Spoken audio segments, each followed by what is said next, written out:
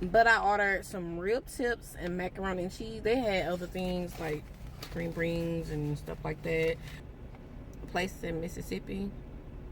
Get into it. Don't worry about my nails. I will get a refill.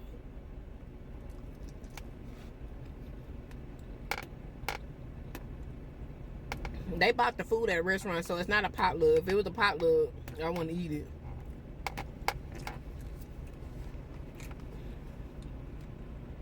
It's not bad, but golly. Rib tip. I haven't had rib tips in a minute.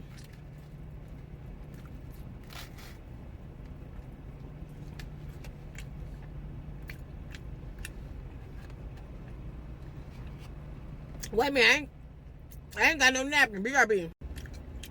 A rib tip good. I'm not even gonna lie. Look at that one. It's like they smoked it. Now this is good. It's real tough. Mm-hmm.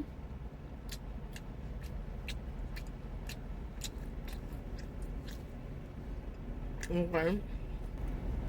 I ain't want that. I might holler at y'all later on.